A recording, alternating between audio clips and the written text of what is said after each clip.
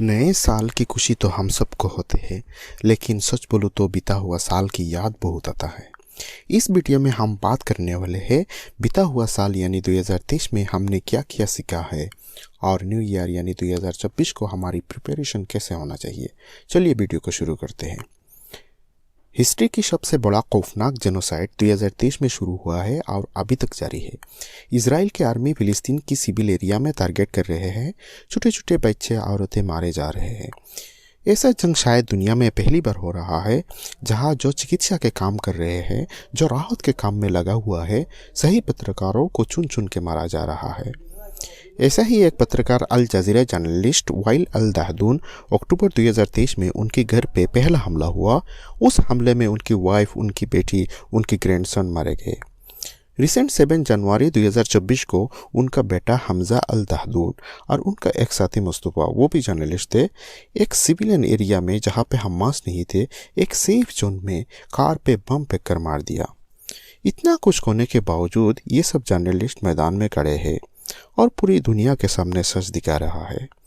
First we learn, यहाँ से हमें पहली सीख ये मिली है, जो बॉलीवुड और हॉलीवुड के जो हीरो होते हैं, जो सेलिब्रिटी होते हैं, जो मूवी बनाते हैं, ये एक्चुअली हमारे हीरो नहीं हो सकते। हमारे हीरो वही जर्नलिस्ट है जो अपनी जान के परवाह किए बगैर मैदान में खड़े हैं।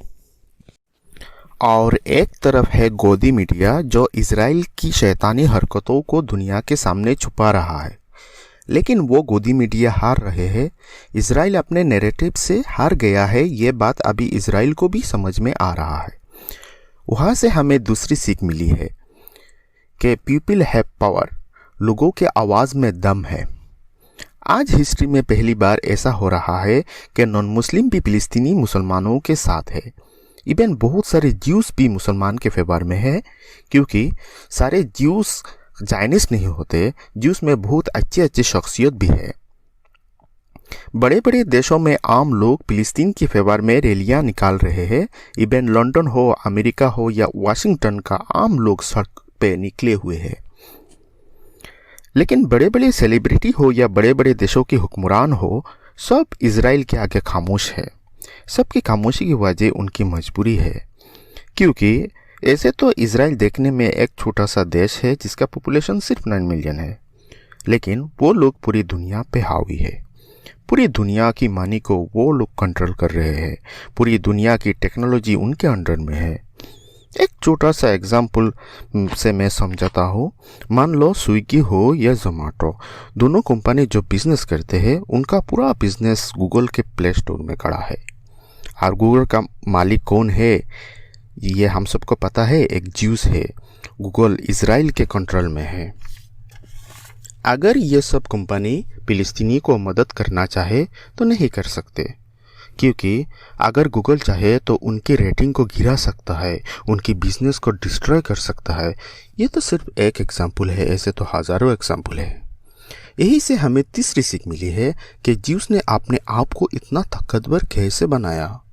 तो उसका जवाब यह है, आज जो पूरी दुनिया में मुसलमान के साथ हो रहा है, ऐसे ही ज्यूस के साथ भी कभी हुआ था। जब जर्मन के हिटलर ने वर्ल्ड वॉर 2 में 6 मिलियन ज्यूस का होलोकॉस्ट किया था, तब जाके चंद यहूदी दुनिया में बचे हुए थे।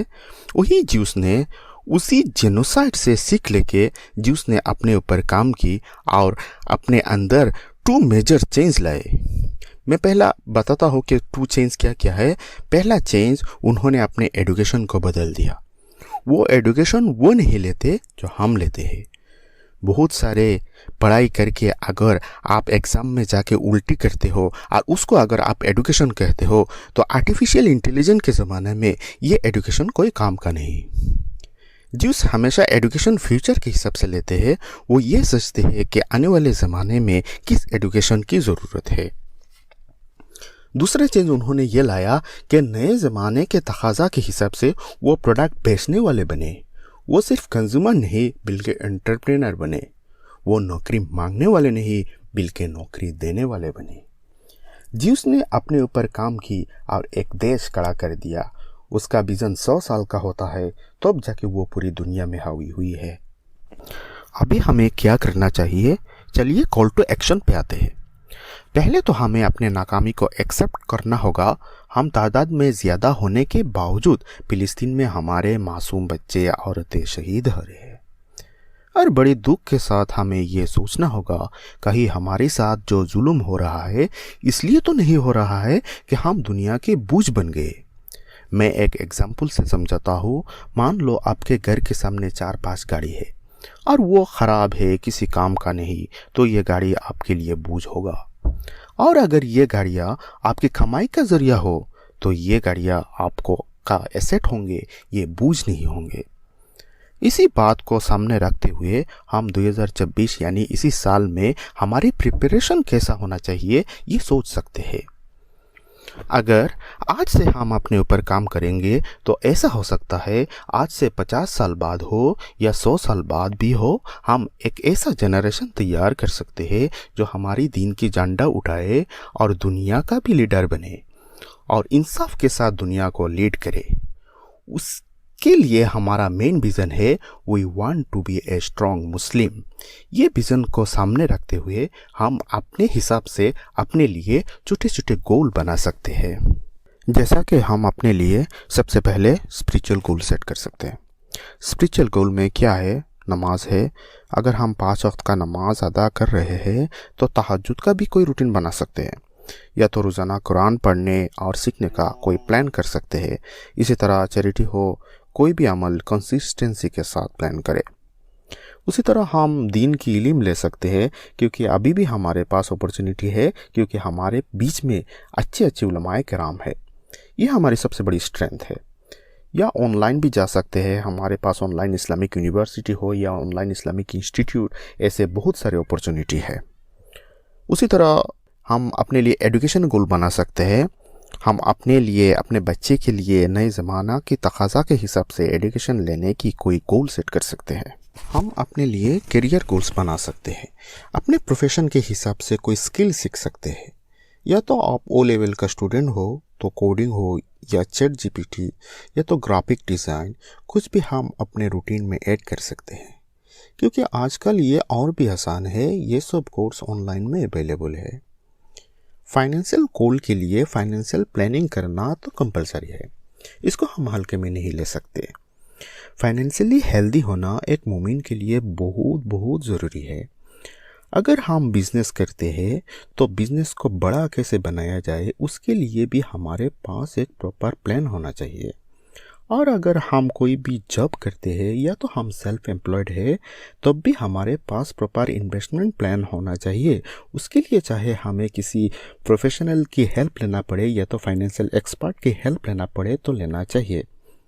या तो हम मार्केट में बहुत सारे ऐसे किताबें मिल जाएंगे जैसे कि रिच डैड पुअर डैड या तो द इंटेलिजेंट इन्वेस्टर, ये सारे बुक्स में तो यही बताए गए हैं। चाहे हम ऐसे बुक्स पढ़ सकते हैं, इसमें हमें बहुत सारे लेसन मिल सकता है। नेक्स्ट है सोशल गोल्स। सोशल गोल्स तो हमें बनाना चाहिए।